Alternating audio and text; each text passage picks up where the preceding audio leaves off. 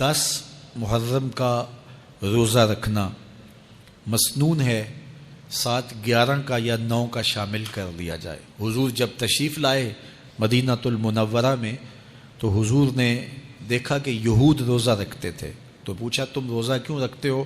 تو انہوں نے کہا کہ حضرت موسیٰ علیہ السلام کو قبطیوں سے اس دن نجات ملی تھی۔ تو فرمایا حضرت موسیٰ علیہ السلام کا حق ہمارے اوپر زیادہ ہے۔ تو حضور نے روزہ رکھا اور پھر فرمایا کہ اگلے سال اللہ نے چاہا تو ہم ساتھ ایک روزہ اور شامل کریں گے، تاکہ ان سے مشابہت نہ ہو جائے۔ عددی مشابہت سے بھی بچنے کے لیے حضور نے کہا کہ ہم 2 رکھیں گے۔ تو روزہ اگر عاشورے کا رکھنا چاہیں تو اس کے لیے سنت یہ ہے کہ ساتھ یا 9 کا شامل کریں یا 11 کا شامل کریں۔ تو جو افضل ترین روزے ہیں ان میں سے عاشورے کے روزوں کا بھی شمار ہوتا ہے۔ تو اگر ممکن ہو تو جن کو اللہ نے صحت عطا کی ہے، تو آج کل اتنی شدت کی گرمی بھی باقی نہیں رہی، تو وہ یہ روزے رکھیں، ذکر و فکر کے اندر ان ایام کو گزاریں، اپنے والدین کی قبروں پر، اعزاء و اقرباء کی قبروں پر ہر جمعے کو جانا چاہیے۔ اس کے علاوہ بھی جب موقع ملے، یہ رواج جو پیدا ہو گیا ہے کہ 9 محرم کو یا 10 محرم کو مٹی ڈالنے کے لیے وہاں قبرستان میں جایا جاتا ہے، یہ 8 10 15 سال سے شروع ہوا ہے، جبکہ اس کی کوئی اصل نہیں ہے۔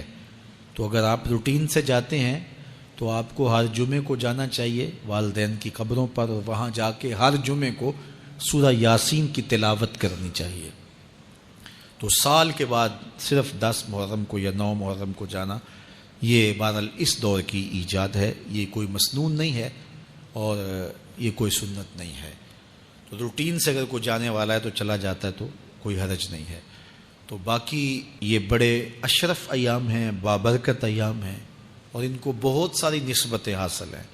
حضرت امام حسین رضی اللہ تعالی عنہ کی شہادت کے ساتھ یوم عاشور کو نسبت حاصل ہے، اور اس کے علاوہ بھی بہت سارے عالی مرتبت جو ہے وہ ہستیوں کے وصال کا دن بھی ہے، اور بہت سارے واقعات اس دن جو ہے وہ روح پذیر ہوئے ہیں۔ تو یہ اس لحاظ سے بہت ہی بابرکت اور جو ہے وہ مبارک یوم ہے۔ تو اس دن کو ذکر و فکر میں، عبادات میں بسر کیجیے گا، اور اپنی زندگی کی ایک ایک ساعت کو اللہ اور اس کے رسول کے نام پر لگا دینے کے جذبوں سے سرشار ہو کے زندگی گزاریے گا۔ حضرت امام پاک انہوں نے اپنی زندگی دین کے لیے قربان کر دی۔ تو یہ 10 محرم ہمیں سبق دیتا ہے، اور ہم اس دن عہد کرتے ہیں اگر انہوں نے اپنے بچے بھی قربان کر دیے اور اپنی اولادیں بھی بھوک اور پیاس میں قربان کر دیں، تو ہم بھی یہ عزم کریں اس دن کہ ہم اپنی ساری زندگی حضور کے نام لگائیں گے، حضور کے دین کے نام لگائیں گے۔